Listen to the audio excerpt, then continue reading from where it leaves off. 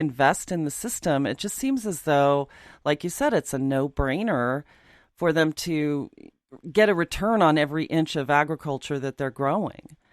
So, yeah, kudos. Yeah.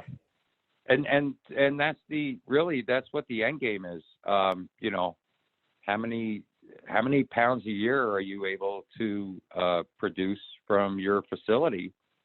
How many cycles per room or space? How much of your space you're utilizing?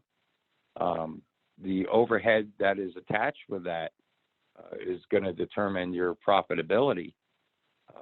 So if we can keep a building or a facility at a peak electric demand and lower their operating costs dramatically, then their profitability goes way up.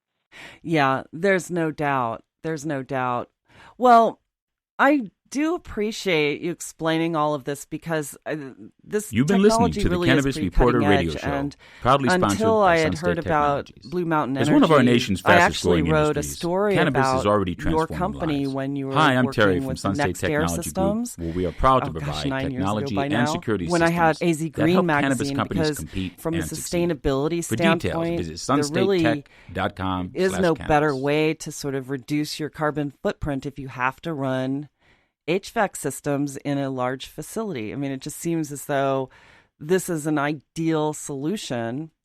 And, you know, some will argue that natural gas could be just as brown as electricity that's being run on coal, the way that it produces a lot of energy for people. But there's no question in my mind that the environmental footprint of not having to run chemicals to chill your system, and the carbon output of running natural gas versus taking electricity from a coal-based grid, you know, it's a no-brainer from a sustainability standpoint. So that's pretty exciting to me as well. Well, you touched on something that a lot of people aren't aware of, which is that you actually, when you use natural gas directly, you actually are. So I hope you've enjoyed this creating a edition smaller of carbon the Pro footprint. Series here on the And a lot Cannabis of Reporter people radio show. don't think that way. As we They bring think this to burning a close, natural I'd gas, like to you know, is the personally fossil thank fuel. Dustin for sharing his I'm insights putting and knowledge carbon with us into today. the And of atmosphere. course, it goes without saying Yes, how you much we are. appreciate But Sunstate Technology most of Group this for country's supporting our educational electricity is platform. produced If by you'd like to coal learn more about the or company, please natural visit us gas. online at And if you use natural thecanabisreporter.com gas and directly, click it's a much podcast to better find this use episode. of the And primary there I fuel. will post some information and People links to don't their website. necessarily I'll also understand that post the Copper when you State use Farms case study, any and type you of can fuel, also whether it's visit coal them or directly natural gas, to online generate at electricity, sunstatetech.com. 72% of that If you're a is lost professional in and the would like to generation share and your transmission. story on our platform, So please yes, send an email electricity is to very publisher efficient at when you plug something thecannabisreporter.com, in and we'll be sure at to the get point back of to end you use. right away. And thanks to all of But you for listening. 72% I'm Snowden of Bishop, energy inviting was you to check wasted out our other in Pro the Series generation and episodes transmission. right here on the So Cannabis you're pumping a Reporter. lot more carbon Until we meet into again, the be atmosphere safe, stay generating informed, electricity than share you what are you've learned, using and make it natural a gas great directly. day.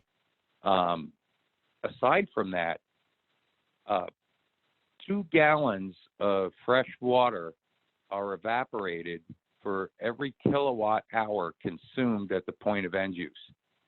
That's the national weighted average. So it goes up or down in different areas of the country depending on how they're producing electricity specifically. But the national weighted average is 2 gallons of fresh water evaporated for every kilowatt hour consumed at the point of end use. So just to simplify it, by every 15-ton gas heat pump that you install and displace 15 tons of electric air conditioning, you're saving 10,000 gallons of water a year. Does that wind up in the customer's pocket? Does it show up on their water bill? No. But it's a very important environmental impact. A lot of people don't understand that there's a tremendous water consumption associated with generating electricity, and where that electricity is coming from, and how it's being produced, and the tons of carbon being pumped into the air in electric generation. So, there's some areas of the country that are on hydroelectric, and nuclear generation doesn't, create the same amount of carbon, but it's still on national average. It's all across the U.S. It's 2 gallons of fresh water for every kilowatt hour consumed at the point of end use, and that's tremendous.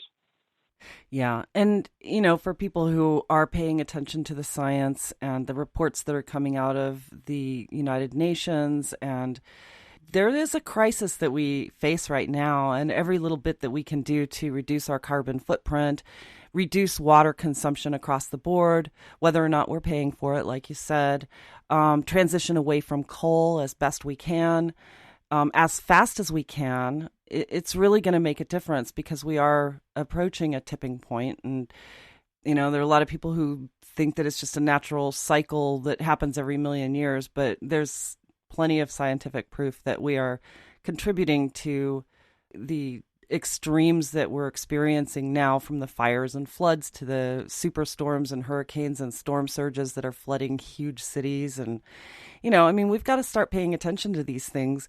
And, most people who get into the cannabis industry, they're thinking that this is a very green industry to be in, because you're growing a natural substance that's going to save lives and eliminate a lot of other problems, from mass incarceration all the way down to the war on drugs and the cost of that. So, they're a pretty conscientious bunch. And everyone who has a conscience about those sorts of things tend to really want to do something about the climate crisis without really knowing, oh my God, how are we going to do this? It's such a daunting task. And so I'm glad that you mentioned that, because this is one way that one of the most carbon intensive industries to become less energy consumptive in a major way. And that's nothing but good. So. Correct.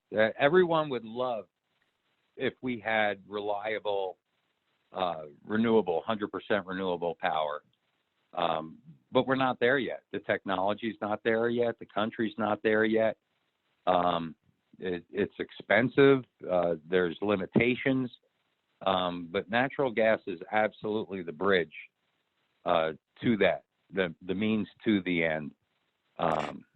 In that aspect. Yeah, you're absolutely right. And there are also some new technological advances that are preventing the loss into water tables when it comes to fracking natural gas, because I know that that's been a big concern of a lot of people who are following the environmental issues that we face right now. But actually, I interviewed someone last year who was making this loss prevention material that has been typically made with petrochemicals, making it out of hemp, which is not leaching as much of the dangerous toxins into the water table, and, sort of preventing those leaks from happening during the fracking process. So, and it is a bridge. It's a great bridge that is more sustainable than coal. And, it'll get us by with a lot lower carbon footprint. So it's fantastic. Well, I'm so glad that you're out there doing what you do. And I think it's making a difference. And I encourage everyone who's going to be in Las Vegas for the MJ BizCon to swing by your booth. It'll be in the directory for sure. And I will put your booth number up on our website as well when I post this Pro Series episode. So, I just have to say, these Pro Series interviews really are the lifeblood to our educational program. So we really appreciate your support by doing this with us. And we are so happy to be partnering with you. And I really appreciate it, Eric. So thank you so much. Absolutely. Thank you, Snowden. And yes, I'll be there. I'll be at the booth all 3 days of the conference throughout the show. So I look forward to seeing everybody. That's great, Eric. And we'll be there too, and hope to see everyone there. So as we bring this to a close, I hope you've enjoyed this episode of the Cannabis Reporter Pro Series, sponsored by Blue Mountain Energy. Once again, I'd like to personally thank our guest, Eric Riccardi, for sharing his insights and knowledge with us today. If you'd like to learn more about the work that Eric is doing at Blue Mountain Energy and how they can help save your cannabis operation up to 80% on electricity use, please visit us online at thecannabisreporter.com and click podcast to find this episode.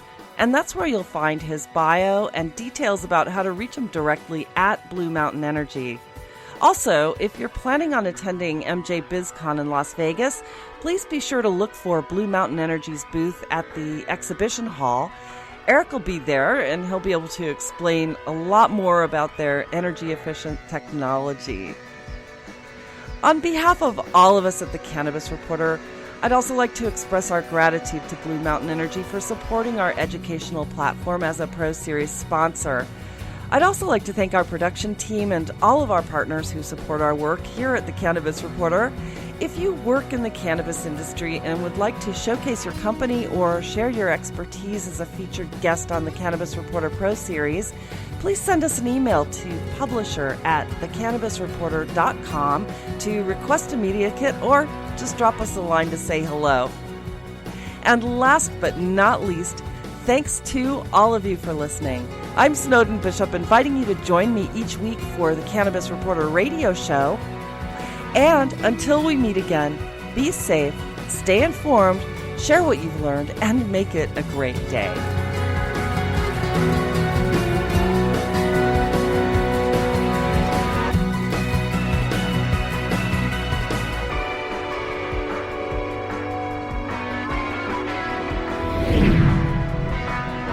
You're listening to the Cannabis Reporter radio show with Snowden Bishop